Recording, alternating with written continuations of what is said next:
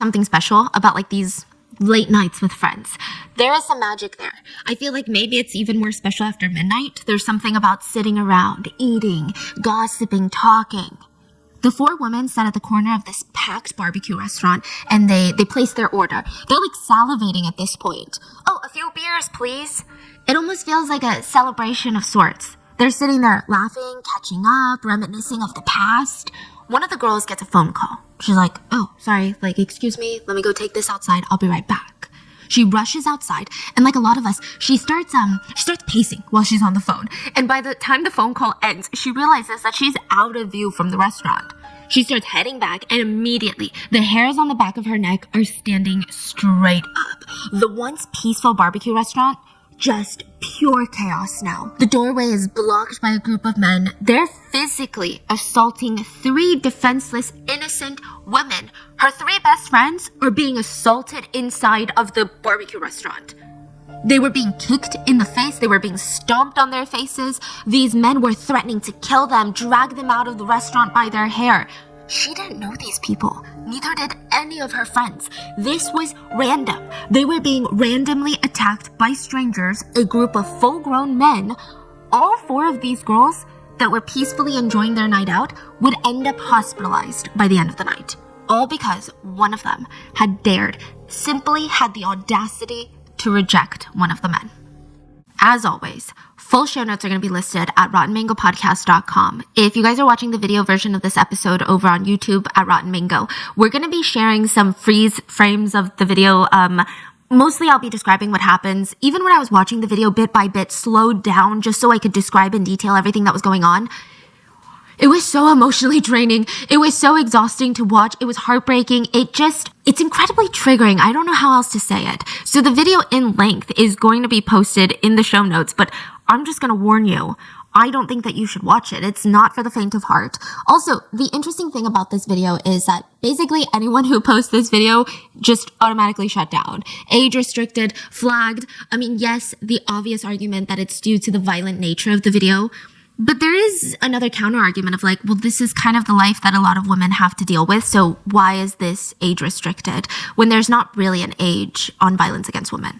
Some argue a whole load of other conspiracies that involve government powers and politics, but we're going to get into it all. So let's start with the video in question. The video was posted June 10th of 2022. And so this is, maybe like half a year ago. Oh gosh, almost like a year ago, right? Was this like trending on TikTok? I think I heard some people maybe on TikTok talking about it, but I do know that most of the people that I was hearing it from were Chinese. So I don't know. I'm curious to know, like, did you guys hear about this before and in what depth?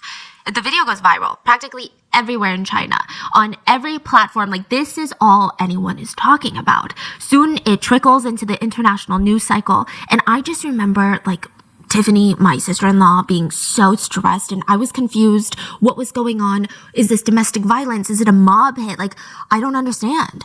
So the guy was hitting a random girl because she had said no to his sexual advances, and they all jumped her. The video is 4 minutes and 8 seconds long, and it shows you two different angles of CCTV cameras that are belonging to a local Chinese barbecue restaurant. It's called the Old Man Barbecue. One part of the video shows the CCTV footage from inside the restaurant, and the second half shows you the CCTV footage from outside the restaurant. And there's diners eating outside, inside. I mean, there's people everywhere. So, with that being said, you see the inside of a small little restaurant, and from what we can see, it looks like a place that seats maybe 48 people, but it's pretty packed. There's no really entryway. It's not one of those big grand restaurants where you have a hostess in the front. You just go through these glass double doors, and there's a case of beers on one side lined up, and the tables are right in front of you as you walk in. It kind of reminds me of those restaurants in Asia where you walk in and you're like, oh, two people, and they just point at a table, or you just sit down anywhere. And I'm going to try to be as descriptive as possible for my audio listeners, but it's the type of restaurant where you get a little drunk, you start laughing a little too loud. Every single person in the place is going to hear what you're talking about.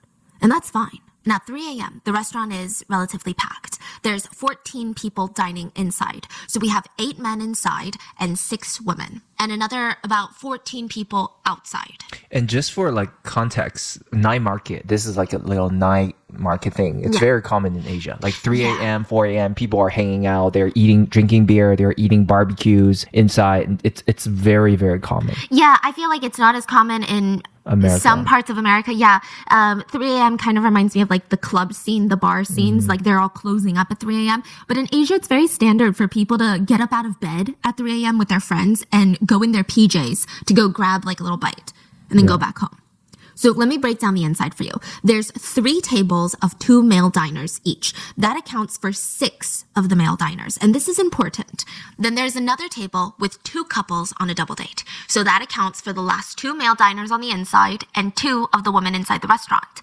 And lastly, we have the important table in question in this whole video, which consists of 4 women. They're friends enjoying their night out. The way that they're dressed and that the way that they've done their hair and their makeup, it kind of looks like they were hanging out at home. And then you're like, you know what, let's grab a bite to eat. I don't have anything in the fridge. And not that it's important, but of course with cases like this, you always have the evil, really dumb people that are like, well, what were they wearing? Well, why were they out clubbing? Okay, let me give you guys what you want. They were wearing jeans and baggy shirts with long cardigans that went past their knees, basically to the floor. It doesn't look like this is their last stop after hitting the bars, which, by the way, what's the problem with that? But of course, you know, people are going to bring it up, so here you go. The video starts with the 2 boyfriends of the couple going up to the cash register to pay for their meal. Their 2 girlfriends are sitting right in front of the doors waiting. They're staying seated, and they're at the table right next to the 4 girlfriends. Now, the 4 girlfriends, we're going to call them number 1, 2, 3, and 4. Girl number 1 was the first victim. She's kind of the main victim in this whole story. At this point, when the video starts, girl number 4 had walked out to take a phone call. So there's only 3 of the 4 girlfriends sitting in that little corner table. A man wearing a green jacket, we're going to call him the Green Man, he walks into the restaurant, and he and his friends were dining outside on the plastic tables outside the restaurant. So he walks in, and when he does, it's kind of strange. He has this moment where he creepily stares at the table of girls in the corner, like the 3 girls.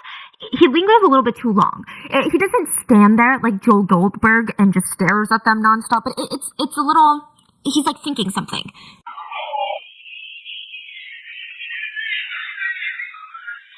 Then he walks up to where the 2 boyfriends are at the cash register. He tells the owner of the restaurant to put a rush on the outside group dishes. He's like, my friends and I were hungry, like hurry up on the dishes.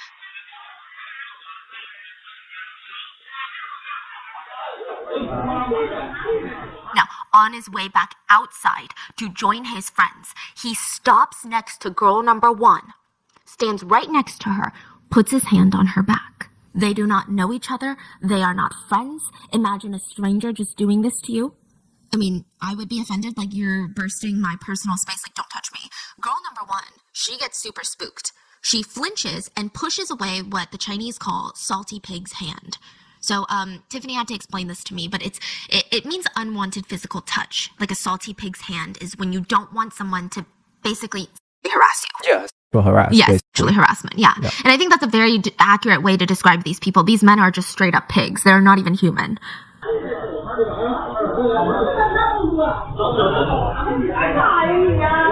And she's like, what are you doing? She says that in the video. What are you doing? Now, it's said at this point, he smiles and says something along the lines of, like, I want to do you. Like, I want to fuck you. So it's just so aggressive and disgusting. She responds, are you sick? What's wrong with you?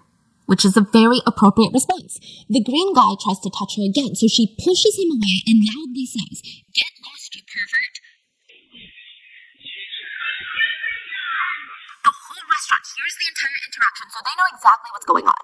They know that this is a complete stranger. They know that he's actually harassing her, but Green Jacket gets pissed. He slaps girl number 1 across the face for refusing to be sexually harassed.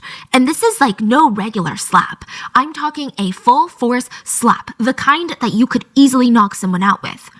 Girl number 1, she gets up, recovers from her slap, grabs a beer bottle, a glass beer bottle that was on the table that she was drinking, and tries to smash it onto his face, but he's trying to pin her down back onto her chair by holding like her neck and chest area, so she can't get up. She can't fight. He's trying to grab her neck. She ends up missing him with the beer bottle, and girl number 2, her friend sitting right across from her, gets up, grabs her glass beer bottle, and smashes it onto the back of Green Jacket Guy's head. She just wants to protect her friend. Green jacket guy turns around, just full of rage, pushes girl number 2 so hard that she falls back on the table next to her. And so this is where the 2 couples were sitting, but they had already gotten up when the assault started. So the table is pretty empty. Girl number 2 gets pushed so hard she falls, hits the back of her head on the edge of the table, falls completely to the ground. She's like on the floor. You can see the 2 couples standing there just watching in horror, and the boyfriends, they're like trying to cover their girlfriends because, I mean, think about it. Out of the 6 girls in the restaurant, 3 of them are being actively attacked right now for no reason. Meanwhile, the other men in the restaurant, remember there's like 6 of them that didn't come with, a girlfriend or anyone. 3 groups. 3 groups. They're not even standing. They're just sitting and watching. They haven't gotten up. They haven't pulled out their phones to call someone. They're just kind of sitting and staring. The green jacket guy stands over girl number 2, who is now on the ground, and starts grabbing these plates from the empty table next to him and smashing it down onto girl number 2. The female boss tries to intervene, but it's kind of too late. After hearing the commotion, green jacket man's friends run into the restaurant and they seem ready to fight. Green jacket guy's posse consists of 7 pigs and 2 women. It genuinely seems like they do this often because when they hear that commotion and they see through the glass windows that green jacket guy is beating someone up, they don't even hesitate. They don't know what's going on. One of them even grabs a chair on the way to throw it at someone. We're going to get into that. Now, let's talk about a few key players. There is a guy that is often referred to as the boy shirt guy online. He's wearing this black shirt from the streetwear company Boy London, and it just has these really intense wings on the back that are just really showcased in this video. And it says boy in big, bold letters. But he's not a minor. He's not a boy. He's a full-grown man. So boy shirt dude is like the henchman of the group.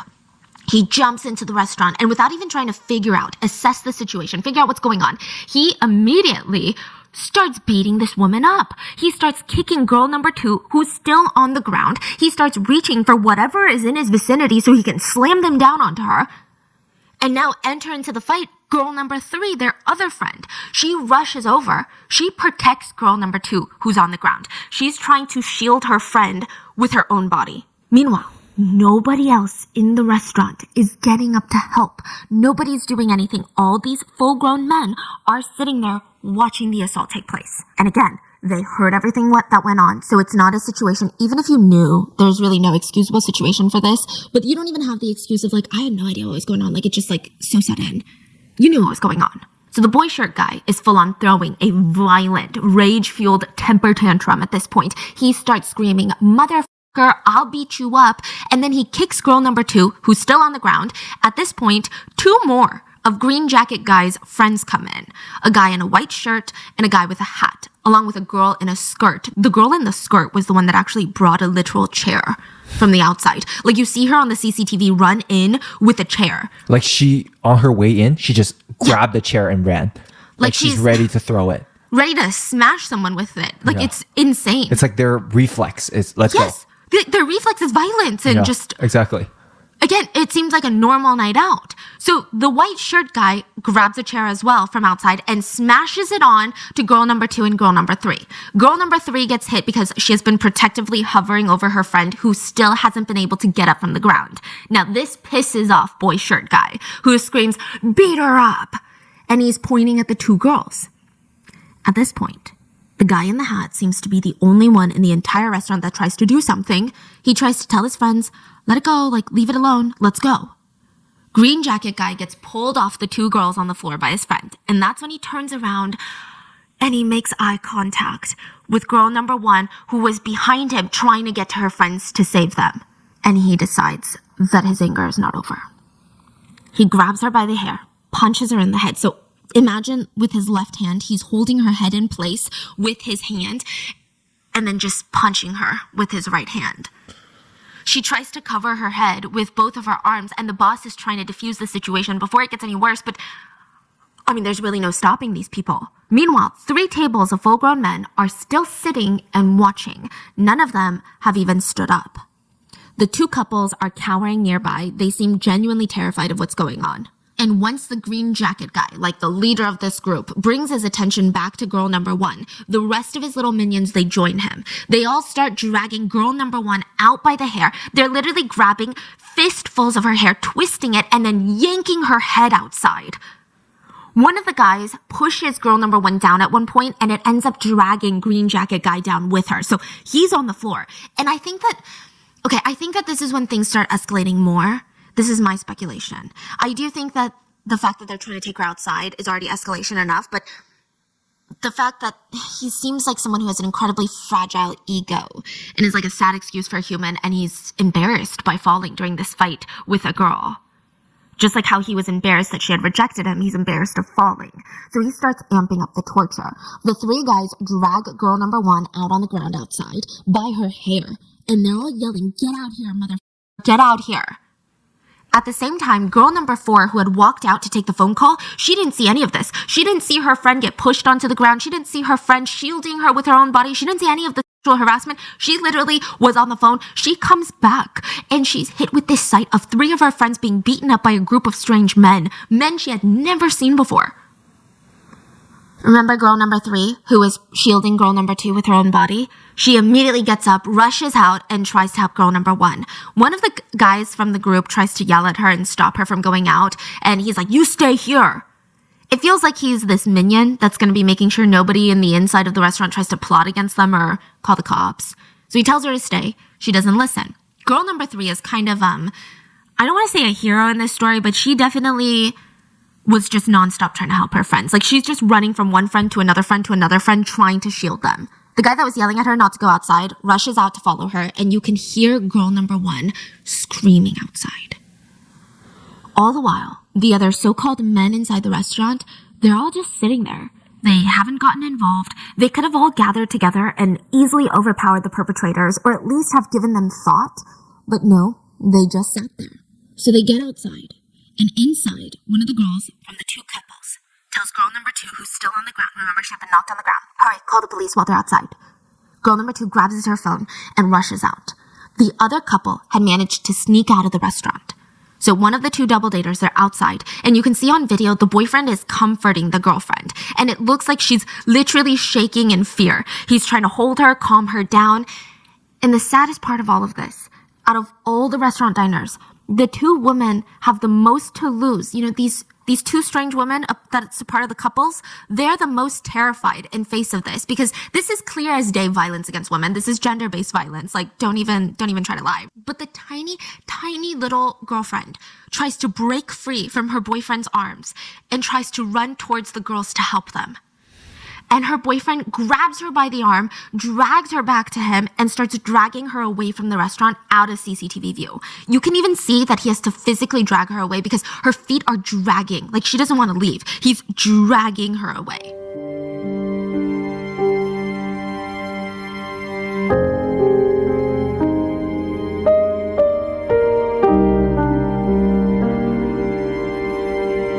The girlfriend is really the only stranger, the only bystander that tries to intervene, that tries to help.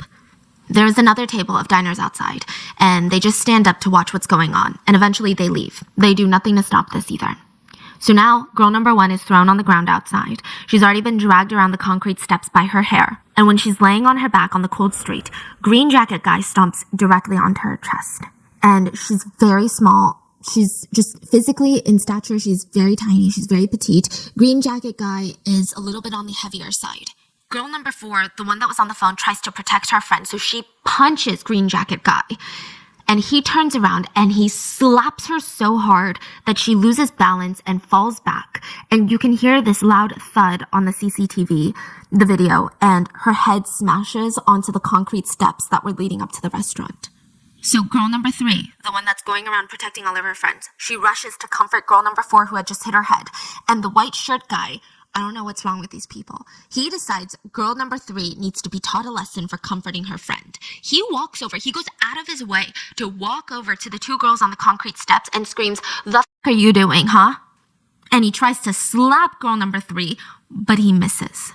And so he's embarrassed, walks back over to green jacket guy, who is stomping on girl number 1's face, directly on her face, while she's lying defenseless and unmoving on the ground. And then the green shirt guy walks over to the table that he and his friends were eating at, grabs a glass beer bottle, and is ready to smash it on girl number 1's head. Now, remember Hat Guy from inside the restaurant who was trying to break up the fight? He's trying to hold up the green jacket guy again. He's trying to defuse the situation. Now, the other couple in the restaurant and the owner, they rush out. And it seems like the owner is confused on what to do. That's kind of like what her body language tells me. She's not necessarily rushed and panicked and trying to scramble together. It just looks like she's assessing it, and she herself is scared and confused, and she doesn't really know what to do. And she's probably in her 50s, like Yeah. an older woman. Yeah, she's an older woman, so she's just like, what the hell is going on? Now, the couple, they're trying to slowly leave, right? And they get yelled at. The white shirt guy screams, get back in there, back into the restaurant. But they slowly inch off while the whole commotion's going on, and they run off. Meanwhile, girl number 1 is trying to get back up, and Green Man pulls her up by her shirt. His friends are trying to defuse the situation. They're like holding on to him at this point, saying things like, let's not waste her time, let's go, let's just leave her, she's not worth it. And I think there was something about the way that all of his friends were telling him to leave it alone. They were telling him to not do it. I feel like he didn't like that. I feel like he decides, I'm going to show them that I make my own decisions. He was picking her up at one point, but he throws her back on the ground, on her back, and kicks her directly in the head one more time, almost as this defiant, see, I do what I want. Some of the other guys start going back into beating girl number 1 at this point.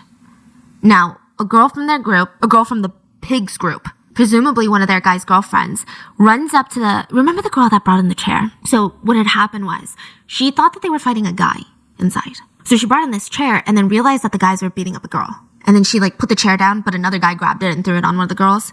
But I guess she didn't want to fight one of the girls. So she runs up now and is trying to break them up. She's like, come on, she's pulling on the white shirt guy, come on, stop. Or, it's time. This is her friend. These are the people that she came out to eat with.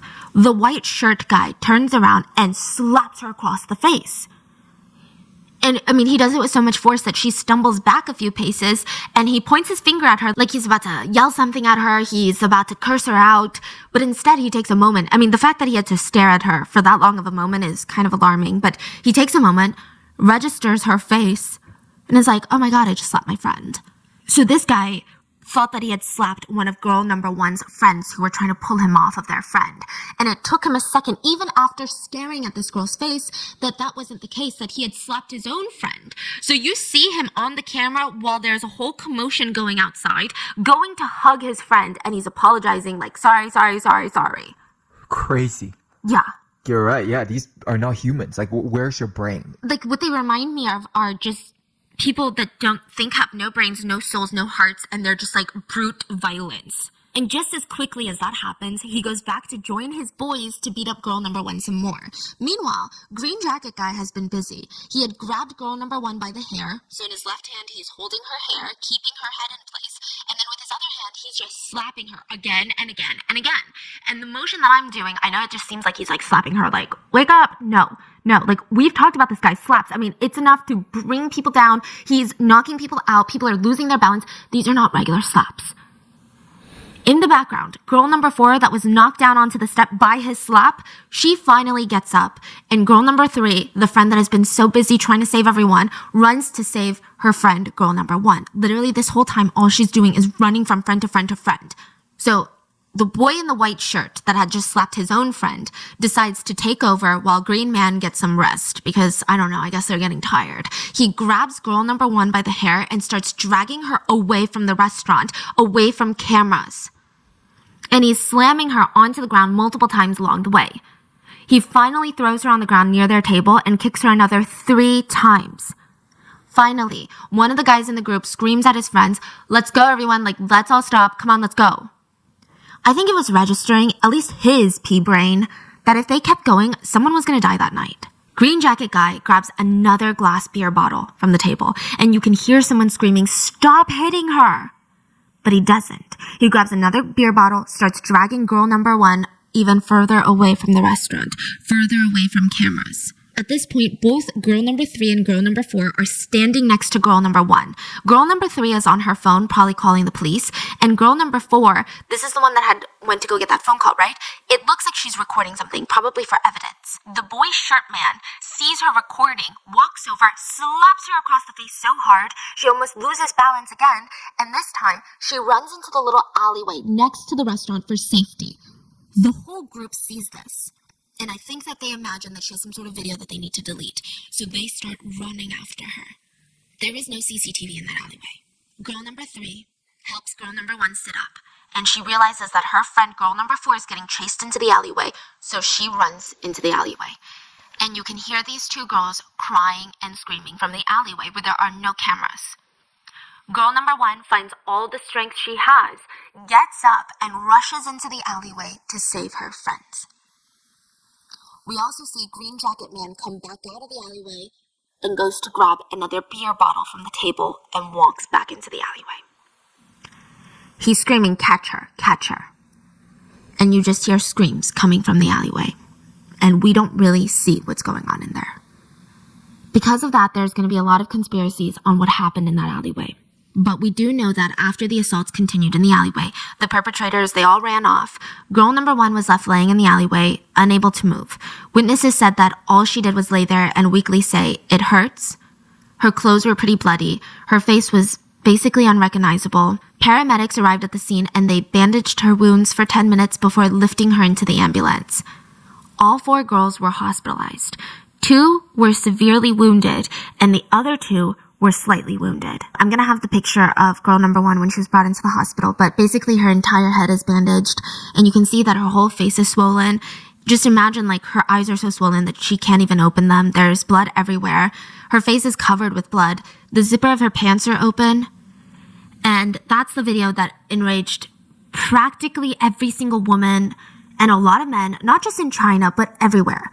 I mean, the whole video is so painful to watch. But the fact that none of these full-grown men that are also heavy in stature, that could have all came together to make sure nobody got hurt, the fact that they all stood there just watching the assaults of these innocent women take place, the fact that the only people that ever tried to physically break up the fight were all fellow women, I mean, it confirmed in a lot of people's minds what they were already thinking. And I don't know if it was necessarily heartbreaking when I saw the video. I think it was more of like just anger, pure anger. Like even now, I mean, I don't know if it's like I want to cry, I'm so sad. It's more like I'm so angry, I want to cry. Especially friend number 3. I mean, she protected her friends over and over and over again. And then the girlfriend that was so terrified, you could see her shaking in fear for these strangers that she had never seen before. She wants to save them. And even then, she's the only one that tries to run in and help. It was her boyfriend that dragged her away. And I'm not saying what she was doing was smart. I'm not saying she should have jumped in there because I think that she too would have become a victim. But the fact that she was one of the only few people that tried to stop these people, like,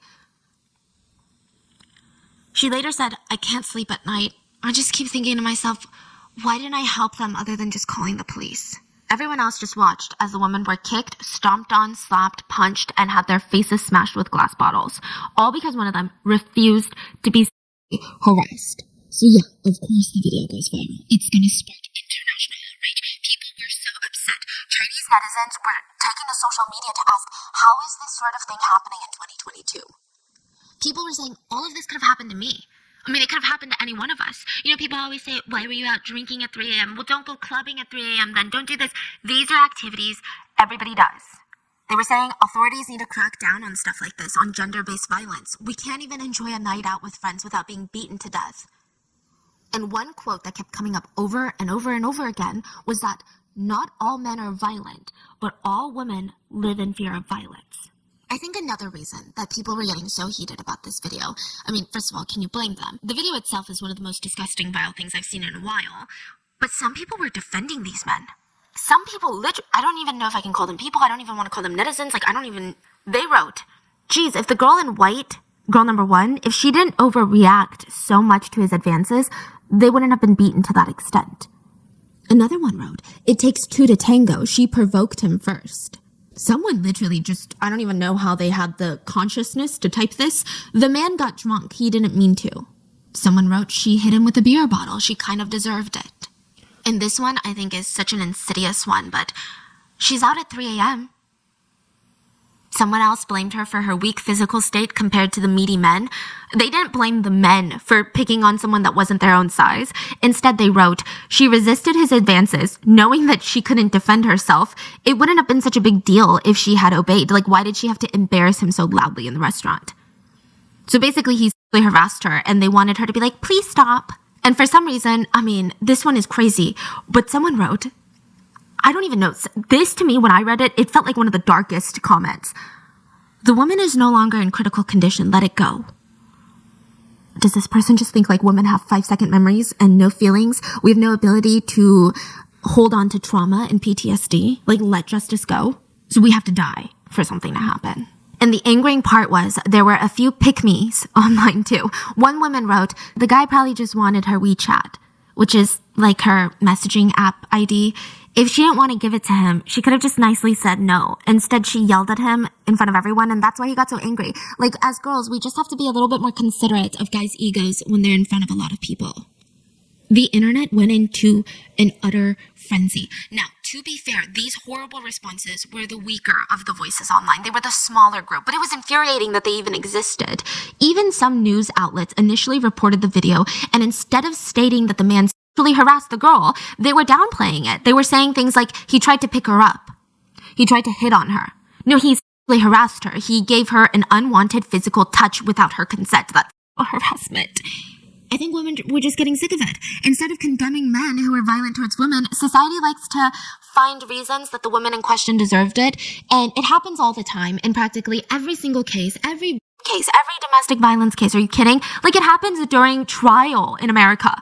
Was she drunk? Was she alone? Why was she out so late? What was she wearing? Why did she post such provocative things on social media? Why did she reject him so meanly? Why didn't she just say no? Oh, she did? Well, why didn't she say it nicer?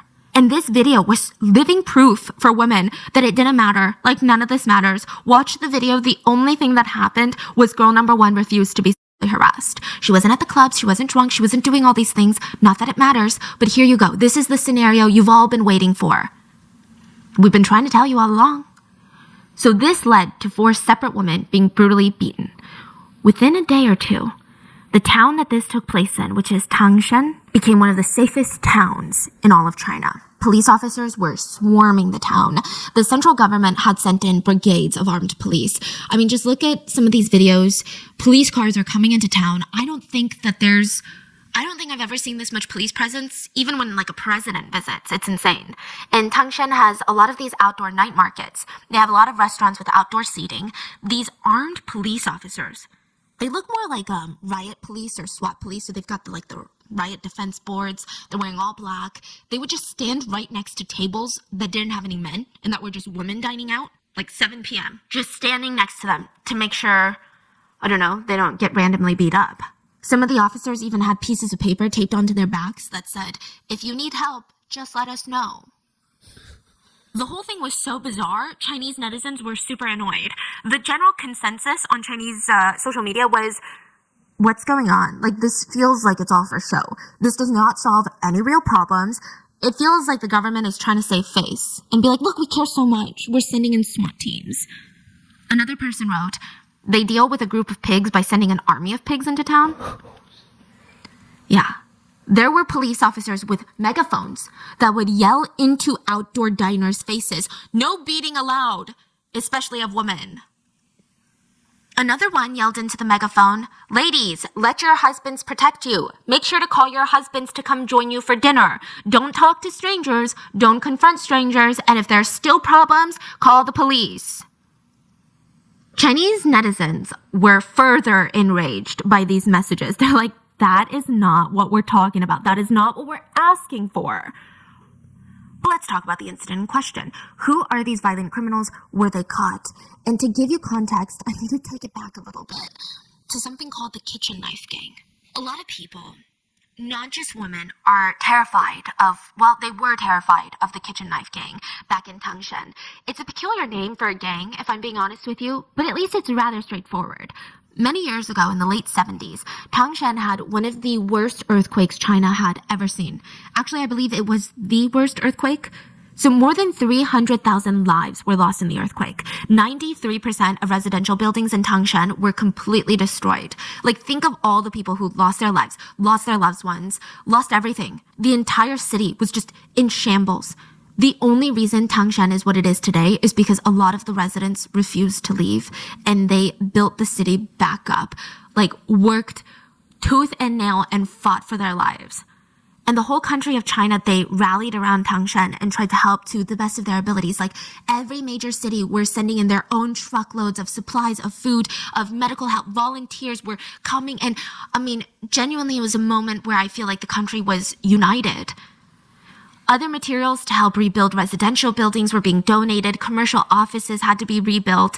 Just think about the beginning stages of this, though. It's chaos. There's no order. To build one building, that's chaos. Now think of it as all these major cities are bringing their own volunteers, their own supplies, and to coordinate all of this, I mean, this type of catastrophe itself was unprecedented. A bunch of young men were like, okay, well, there's no order, so there's probably no law. They decide now is the time to take advantage of the victims of the earthquake. The victims of the earthquake, that's who they're targeting. They start flowing in from neighboring cities to start committing crimes. These are like younger kids. I want to say late teenagers, early 20s, primarily, predominantly men. And they're stealing from the people of Tangshan. Who's going to stop them? The police have been wiped out. They're too busy trying to save lives. Literally, they felt like Tangshan was basically a free-for-all town. And that's how the kitchen knife gang was formed. A bunch of guys came to Tangshan, and they were notorious for carrying around these green sacks filled with kitchen knives, and they wreaked havoc on this already demolished, broken town. So they would just have this green sack, and every time someone saw a green sack, they're like, there's a kitchen knife in there, and they were not afraid to use it. The gang evolved. Chinese kitchen knife is basically a rectangle, like block. Yeah, it's like a big, heavy thing. Like you can use it to basically butcher any meat and bones and everything. Yeah, it's if you see the way that it's used, a lot of the Chinese style kitchen knives are used to break bones on animals apart. Not animals, but you get it on you can use that knife for anything. You can basically butcher like a bone if you want to. It's a heavy duty knife, not the skinny knife. Yeah, where you have to like really go back and forth. Yeah. So eventually the gang evolves into having 6 separate subsets. Now, locals had no idea how to distinguish between the different subsets. I mean, I think even in the US with all the gang activity that there is here, I genuinely don't know how to differentiate between the subsets of a gang. They just knew that anyone in the streets with a green sack or any kind of sack or holding a rectangular chopping kitchen knife, because sometimes they would just walk around with it, they were not to be messed with. Look, gang violence is terrifying. We've covered a few cases. The most recent one I'm going to link below, but a young girl was killed just for wearing the color red. She was assaulted by a literal gang and then killed by a bunch of gang members. And it was... Gang violence is no joke. But what made the kitchen knife gang even more terrifying was that they had no hierarchy. Again, I'm not saying some gangs are better than others. All gangs, all gang violence, terrifying, it ruins lives. But hierarchies are put in place to make sure that people are following their own little moral code. Each gang has their own moral codes. Some gangs don't mess with family members of rival gangs. Some gangs don't mess with children. You know, everybody has their own little standing. There's someone in charge that can dictate if what you did is bad, too far, not good enough. So there's something there. Well, the kitchen knife gang, they had no rules. So people would just be like, okay, now I'm part of the kitchen knife gang. I'm going to go out and do whatever I want. It was a nightmare. I think at its peak, there were about 500 to 600 members that were in the gang in the city of Tangshan. And that's a lot of people for a city that had just witnessed an earthquake where people are gone. These 500 to 600 evil gang members would go around picking fights, robbing people, racketeering, which racketeering is basically forcing businesses and residents to pay them a monthly, weekly, daily fee just to stay alive. They would women, threaten people, light people's houses on fire, beat people until they were nearly brain dead. Like, that's what they did. They were unemployed and they did this for a living. Who needs a job when you can walk into a restaurant, order everything on the menu, have it set out in front of you like you're some sort of king of Westeros, and then at the end, you place a green sack of kitchen knives at the table, you laugh with your buddies, you make some eye contact with the owner, and you glance at your knife, your little knife sack, you glance back at the owner, before you all just casually walk out. Like, the owners were too scared to ask them to pay. They were too scared to report them to the police. I mean, even if they did, nothing happened, so why brand yourself as a snitch? You were just grateful that they were gone. Because sometimes for fun, they would smash people's entire businesses apart. They would break their windows, trash the entire place, go to the back, rip everything off the walls. You were just glad to have been made it out alive. Sometimes the owners would be forced to thank them for coming and escort them out of the restaurant like they were some VIP customers. It was horrific. And then these gang members, they would go into whatever store that they wanted and leave with whatever they pleased. Let's say they walk into a furniture store. They spot a new fridge that they want for their house. They would even have the owner deliver it because it was too heavy for them to carry home. The owners would be too scared to say no. It got so bad, women in Tangshan did not go out alone, even in the middle of the day. There were countless stories of girls being dragged into alleyways, being assaulted, and if they came home to tell their families what happened, there was nothing they could do. The families were just thankful that their daughter was alive. They would say things like, "We have to let it go. We can't mess with the kitchen knife gang." And if anyone outside of Tangshan heard this, they might scream like, "Okay, I'm getting so frustrated, just call the cops. What are you guys doing? Just tell someone what's going on." This is why that didn't work. The gang was so powerful, the cops were terrified of them. A few years after the earthquake, at the gang's peak, a young teenage girl was being beaten and chased by a gang member. She ran straight for the police station. She burst in through the door, and the gang member, Zhao, he ran in after her. He had no fear. He runs into the police station, drags her onto the ground in the middle of the police station floor, and continues beating her. Most of the police just stood there and watched. They were too scared to stop him. There was one officer who did take initiative. He was the only one that did his job. He arrested Zhao, and his entire life fell apart the minute he arrested the gang member. His family was threatened. He couldn't live at home. He was suspended from the police force. He had to live inside the police station. It was insane. The police chief also had to live in the police station because his entire house was burned to the ground by the gang members for letting his officer arrest Zhao. 3 other police officers were beaten for their involvement in making a rightful arrest. So things were not looking good. The gang members are getting off on this. They are feeling unstoppable. Even the police are scared of us. In fact, the gangs had so much power, they started targeting supply trucks. So this is all going on in the middle of a natural disaster. The Chinese government and other big cities are sending in supplies by the truckloads, food, material, building material to help the people of Tangshan. The gang members start setting up these checkpoints into the city where they demand that these volunteer supply trucks pay them a fee to enter the city. There were several instances where these supply vans were robbed by the kitchen knife gangs. And if any of the volunteers or workers that are like, "Hey, I'm just here to drop off free food for people," they would be stabbed if they didn't agree to pay this little protection money. Some of the workers were so terrified, anytime they heard any noises, they would just grab random shovels and try to protect themselves. If they did not pay, the kitchen knife would find where they were staying in Tangshan that night, and they would smash the windows of their trucks, smash the windows of whatever house or hotel they were staying at, and throw in lit firecrackers into where they were sleeping. It was so bad, these volunteers were fleeing Tangshan in the middle of the night. I mean, yeah, they want to help the locals. All of China wanted to, but that doesn't mean that they want to die. It was so unsafe in the city of Tangshan that the residents were so scared. They wanted to find some way to defend themselves. So for a while, the most valuable supply in all of Tangshan was ironically kitchen knives. They were sold out for a really long time. Yeah, a lot of the residents were like, "I gotta buy kitchen knives to defend myself." This was a victory for the gangs. They proudly proclaimed themselves the top gang in northern China. They were really proud of it. So you could say they got a little bit cocky. And that would later just bite them on the neck. Yeah, bite them on the neck. The kitchen knife gang was about to be shut down by the government. And it all started when 2 members of the gang were on a bus. They're robbing people, harassing girls, sexually harassing girls, and a man comes up to them and grabs them by the arm. And he's physically strong. His grip is tight. And he gets in their face and just says, "Just stop now." The 2 gang members are about to do something, but they look behind that man who's holding their arm and realize that they're outnumbered. The guy that had stopped them, his name is Liu, and he's a soldier. His comrades were on the bus with him. Okay, we're talking like soldiers, people who are trained in combat. There was nothing that these 2 just violent, knife-wielding, low-grade criminals, I mean, what were they going to do? Fight these soldiers? They were military. These are just 2 losers with knives. So they sit down, but they're trying to save face, which means trying to save yourself from the embarrassment. And they yell in front of everyone on the bus, "Yeah, well, see you after getting off the bus." Liu didn't think much of it. He thought they were, again, just saving face, trying to seem cool in front of the other busgoers. But he gets off the bus, starts walking towards the military camp at night, and out of nowhere, he feels stinging on his shoulder and this hot liquid just coating his shirt. The gang members had run up behind him, stabbed him in the shoulder a few times, and ran off. He fell down in a pool of blood right at the gates of the military camp. The gang members were so ballsy, they attacked a soldier in front of the military camp. The central government was going to take that very personally. But still, then does that mean the other people doesn't matter? The people of the city doesn't matter? It takes you to hurt a soldier to really do something about it? Yeah, so I think that's the problem with most governments is that you have to embarrass them for them to care. And when you attack a soldier, basically on base, you're embarrassing the power of the government. The government was like, okay, yeah, we gotta do something. Things are getting out of control.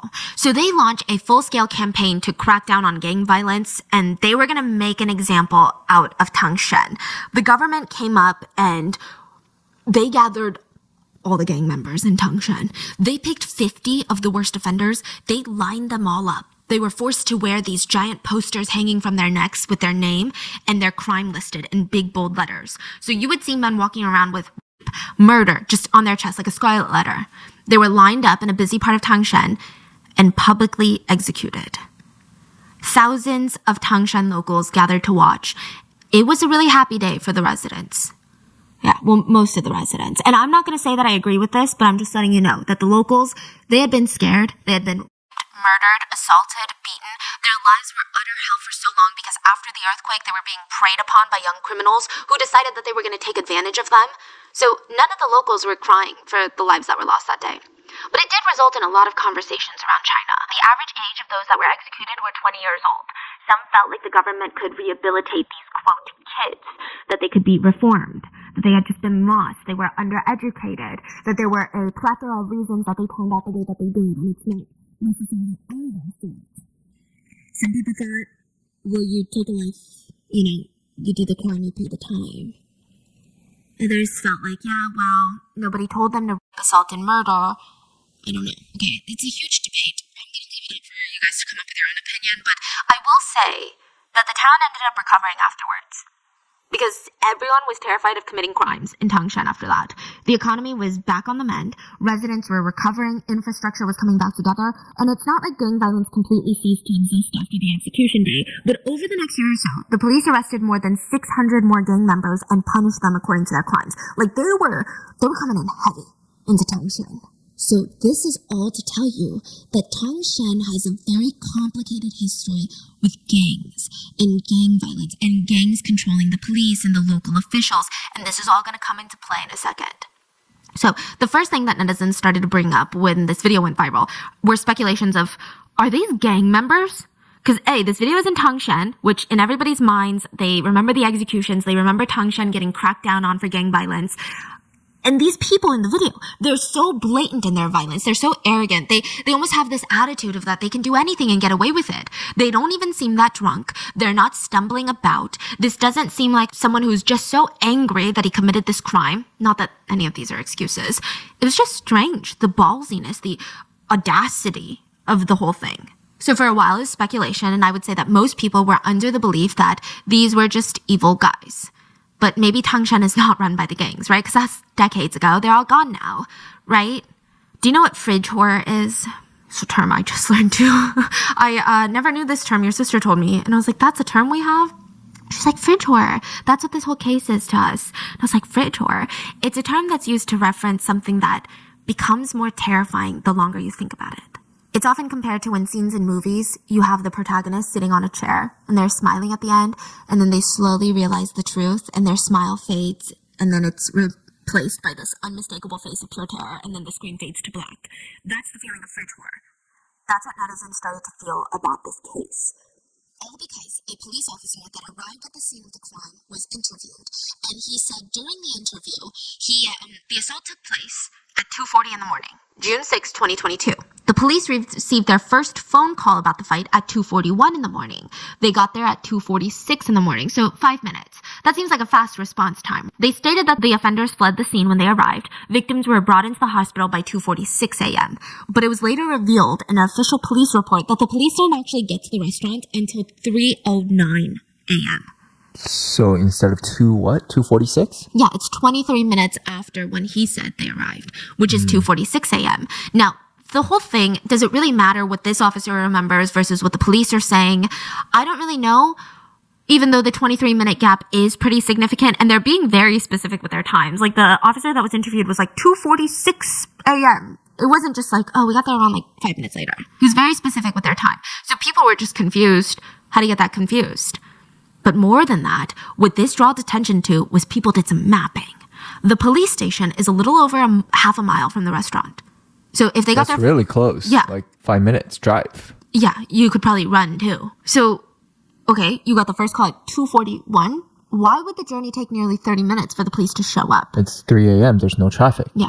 Like, the whole thing was strange. People just felt like maybe the police don't show up to these fights because they know it's the gangs that are involved in the fights and they want to give them time to leave.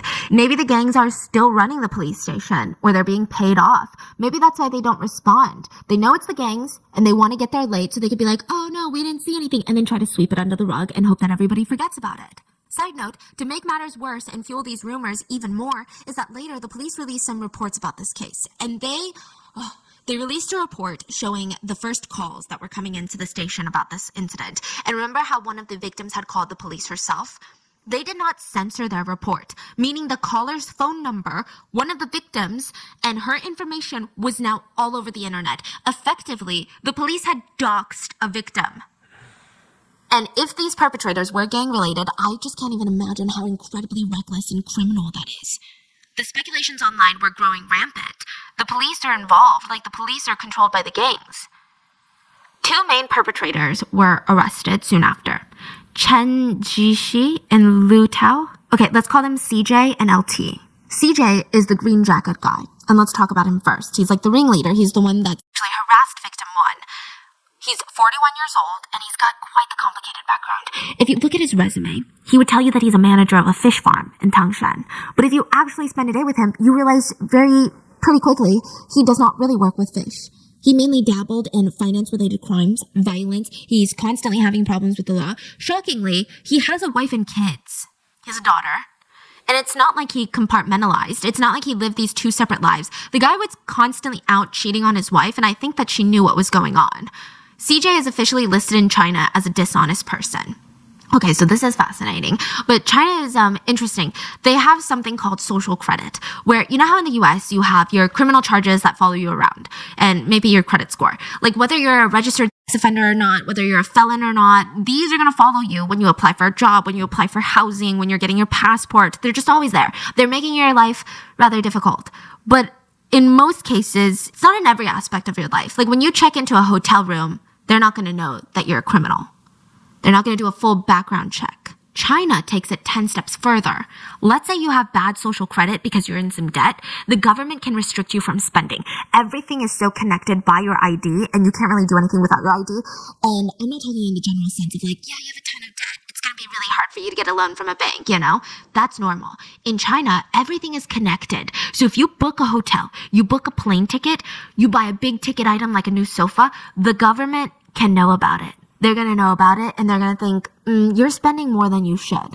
So if you're in a lot of debt, the government can actually restrict you. So you can't buy first-class tickets on airlines, business-class tickets on trains, airlines. You can't buy premium economy tickets with your ID because you're in debt. You can't buy extra leg room on a train. You can't buy a presidential suite in a hotel. They're like, you're in debt. You don't need to live in a 5-star fancy hotel. So we're not even going to let you spend money. They don't let you spend a ton of money at nightclubs or even at golf courses. You're flagged from buying real estate or even buying high-end furniture for your house. You can't even purchase a car unless you can somehow prove it's for your business. The government can restrict you from traveling or even sending your kids to like these privileged private schools. Basically, they can restrict you from anything that they deem unnecessary for basic life and work expenses, and it's honestly wild.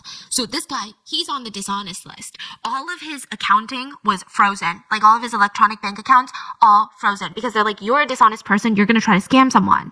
So CJ is categorized as that. And spoiler alert, he's not a fish farmer. He was a soccer or football, depending on where you live. He was a soccer gambling ring orchestrator. Apparently, he made a killing at not this most recent World Cup because he was in prison, but the one prior, so 4 years ago. LT, the other guy that was initially arrested, he was the man wearing the white shirt. CJ is like LT's little mentor. They had history. In 2015, both of them were involved in a case where they beat a man nearly to death. They locked him in the trunk of a car, drove out to a field, moved him from the trunk into the back of the car where he could visually watch them dig a grave. They're like, we're digging your grave. We're going to bury you alive. Here's the crazy part. They didn't realize that the key was still in the ignition and he was in the back seat of the car. So he drove off? He got in the front, locked the doors, and drove off and left them with their shovels in the middle of the field. Yeah. Wow. LT was the only one arrested from this incident, even though it seemed like CJ was the ringleader. And LT lived by these gang rules that snitches get stitches. I don't know if that's gang rule, but you get it. So CJ was listed as a fugitive from the law, but LT never gave up his location. Technically, when the restaurant beating happened, CJ was still categorized as a fugitive, and this was really setting off a lot of netizens. Because if you guys remember a year ago, like even maybe currently a couple months ago, during, the pandemic, to do anything in China, get anywhere, even to go into a restaurant or even a clothing shop, you had to scan a QR code that basically told you that you were not testing positive for, right? You cannot go anywhere without this. How was he going around anywhere?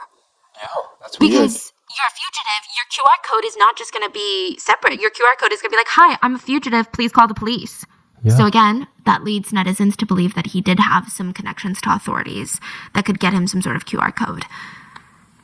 LT was also married with children, so both just great people. Soon after that, another arrest was made. Remember the guy wearing the boy shirt? The one that just had no idea what was going on but proceeded to be one of the most violent in the group? Yeah. His name is Ma Yunqi. He's 28 years old, and we're just going to call him Ma. Ma and CJ, the green jacket guy, the main guy, they were the main physical aggressors. And Ma is the one that dragged the woman out on the ground outside. He was just extremely vile. He was married, had a kid. He later said that the only reason he was being so aggressive that night, and I don't know why he thought this was an excuse, was because he was a hired henchman for the group. So he's literally been paid to be their muscle guy. He said that he was hired by a guy named Shen. The whole thing is weird. Shen was constantly in and out of prison. He's basically the seedy loan shark that would be the last person on earth you would want to borrow money from. He was found on the run when they tried to arrest him. He ran shoeless into bushes, and he was apprehended crouched over, hiding in the grass behind a bush. So he was arrested as well. And let's talk about the man that was wearing red that night. At first, he was kind of egging on the whole fight. He wasn't a part of it, but he was egging it on. Later, he turned around and tried to break it all up because I guess he thought his friends were becoming too cruel. He was the richest amongst the group. He had a Mercedes Maybach, which is probably around $300,000. But what's interesting is his license plate. He had a custom license plate that ends in 4 numbers, 7777. And I think a few countries do this where numbered license plates can get really expensive. So, for example, in Dubai, the license plate 1. So they do numbered license plate, meaning starting from 1 to however many. The lower the number, the more valuable the license plate. So you see the car, just 1 on the back. That's it. It was purchased in auction in 2008 by a billionaire for $14.3 million. The license plate. The license plate. So the smaller the number in Dubai, the more expensive it is. So if you're ever in Dubai, you see a Rolls Royce with a license plate number 1, 2, 3, 4, 5. I mean, yeah, we're talking about a $500,000 car, but that's probably a $10 million license plate. In China, it's not as intense, but the similar concept applies. In China, people really like consecutive numbers. 888 being one of the most sought-after license plates. 888 translates to getting rich. A license plate in China that consisted of 5 8s was recently bought in auction for $300,000. And these lucky numbers, they can go for a lot. The number 7 in Chinese, in feng shui, specifically means getting a promotion in your career. Like rise up, I guess. Yeah, or like hitting a jackpot or something, and it's speculated that this guy spent close to $100,000 on just his license plate. So where did he get the money? He ran an illegal gambling ring, and it's speculated that every 4 years during the World Cup, he would make $14 million from illegal gambling on the World Cup. There was another man later identified as being part of the group, and the CCTV cameras show that he sat on the chair while the group beat the woman, and near the end, he got up to stop the fight. Yeah. So, you know how there were also 2 girls that were in the friend group that night? One of them got up to join them and was later accidentally slapped. There was another woman who never got involved, but she did take care of LT because he was injured from beating the woman so hard.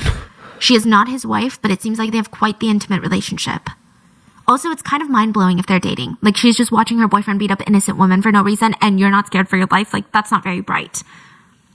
So it's speculated that they all had met up at the barbecue restaurant that night to discuss a potential illegal gambling ring that they were trying to set up for this upcoming World Cup that we recently just watched. The one that just passed. They were going to start prepping for it then. And now most of them are in jail. And hopefully it stays that way. Unfortunately, the story does not end there. A lot of people were blamed for the incident that night. And we have the usual people to blame. Like, of course, we have the perpetrators, the police. Maybe some of the perpetrators are working with the police. We have all these speculations. But some of these were just all over the place. Do you know what a funeral wreath is? Yeah. I don't think it's as common here in the States. I guess it's like sending condolence flowers. But in Asia, when someone passes, you get them this big wreath that has its like own stand, and that's typical. The owner of the barbecue restaurant started receiving them almost as some sort of threat on her life, that she needs to shut up. It's also speculated that the gang saw her as a snitch because in order for the police to have gotten the CCTV camera, she's the owner of the restaurant, they would have had to gone through her. She tried a few times to stop the assault, but she was very scared. After the viral video, she was being threatened by the gang, and she was being attacked by netizens who said that she did nothing to stop the fight. She had to release a video where she said, "I'm over 50 years old. I tried to break up the fight. I told my employees to call the police. They threatened to beat me too. Netizens are bullying me on the internet, and I don't really know what to do or where to go anymore. I'm going crazy." So now the internet feels bad and they move on. They start blaming a clothing brand. Remember the boy shirt guy? Netizens started boycotting the Boy London brand and even shared a meme that said, "Types of people to stay away from." The men that would be shown on this meme are shown wearing a Boy London t-shirt that's tight, shows a little bit of their belly, a gold chain or two, a big Hermes logo belt, a big designer clutch, tight shorts, and loafers without socks.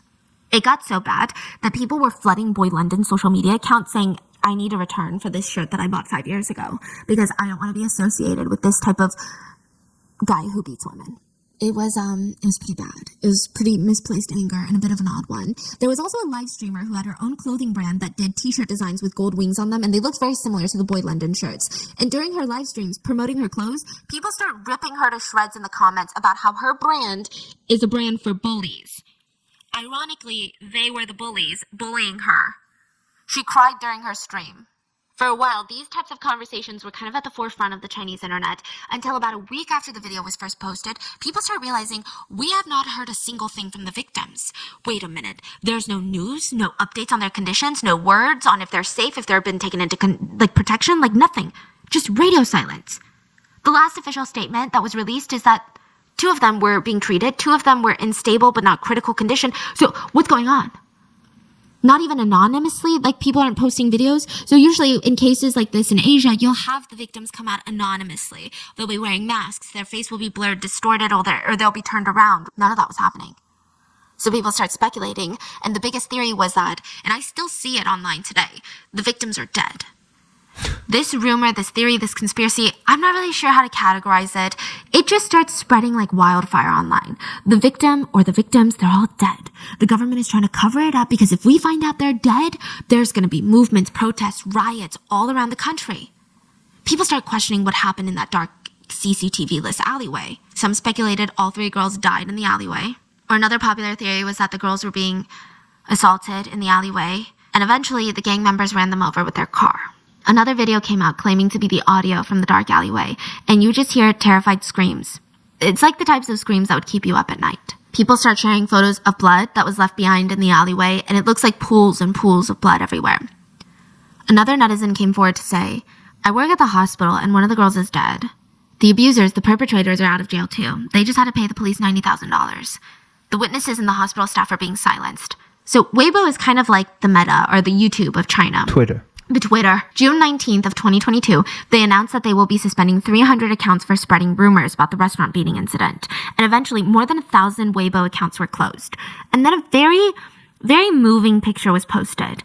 It featured a woman in a white mask she's wearing all white, and she's holding up a piece of paper that read, "I am Initiator 1 from Shanghai who is speaking up about the Tangshan beating incident. I ask the government to make public the current situation of the victims and results of the investigation into the perpetrators. This is to keep our wives and daughters from being the next victim. Please speak up for the victims until this incident is solved. You don't have to like this post. Instead, I urge you to speak up and let's do this together."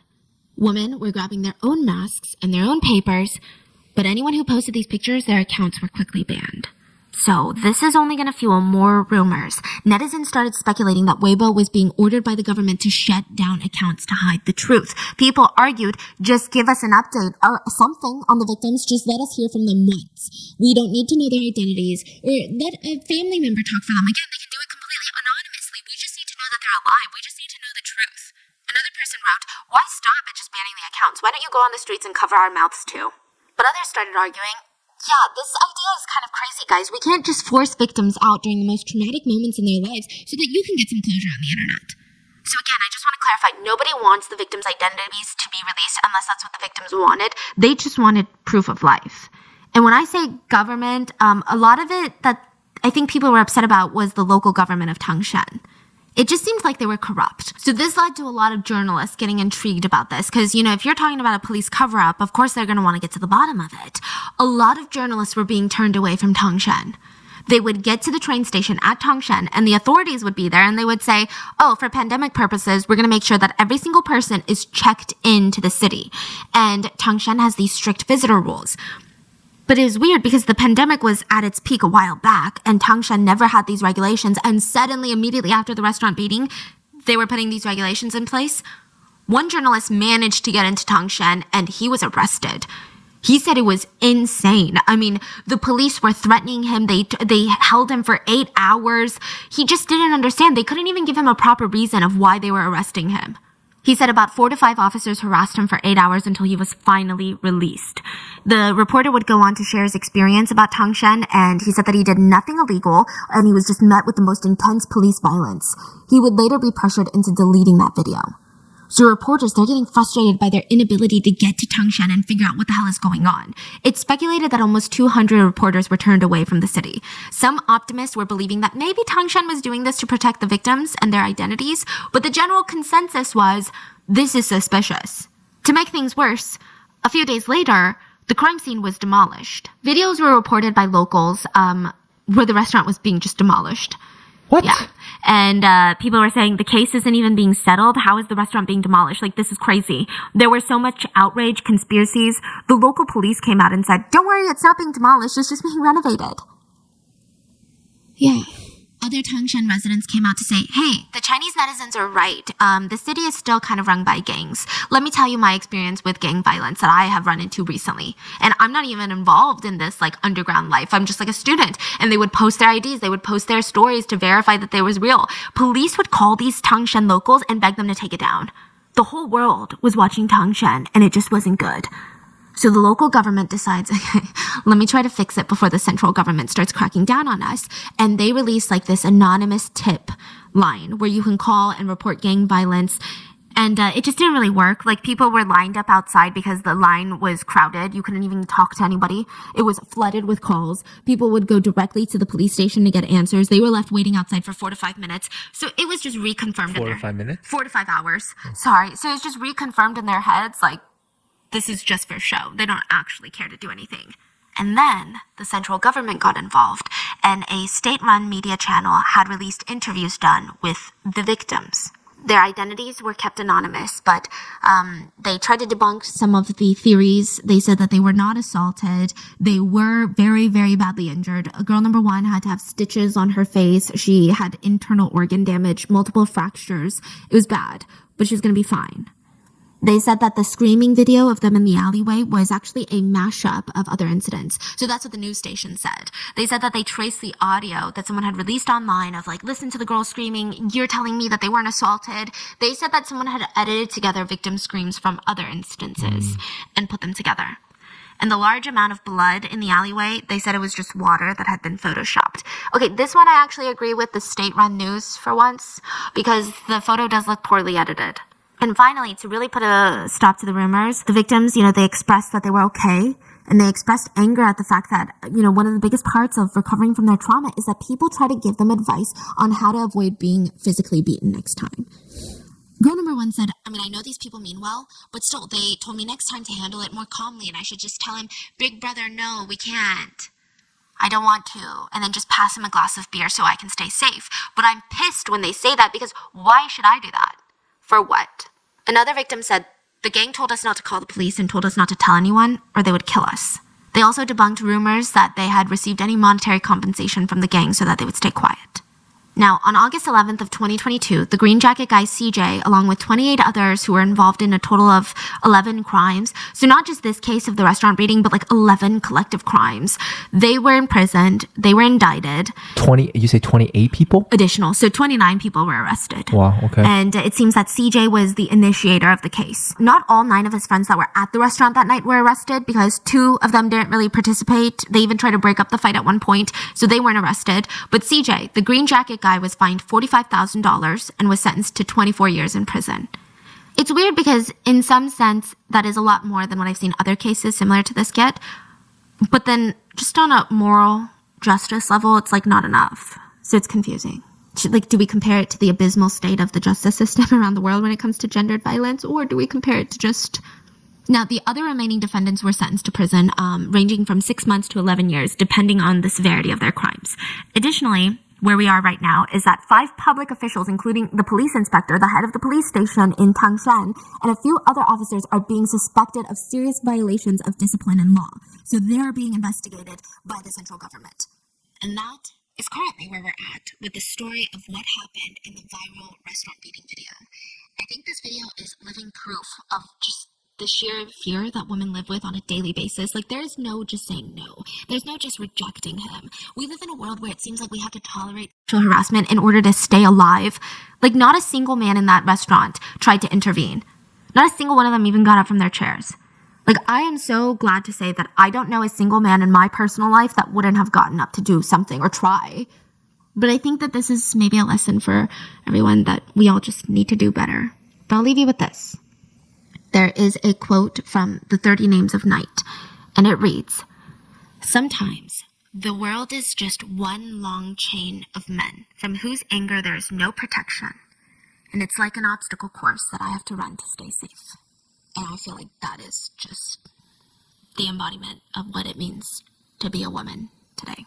What are your thoughts? How do you feel? I mean, you just feel rage like I do. I was so angry. That's it for today's episode, and I will see you guys on Wednesday for the next one. Please stay safe. Bye.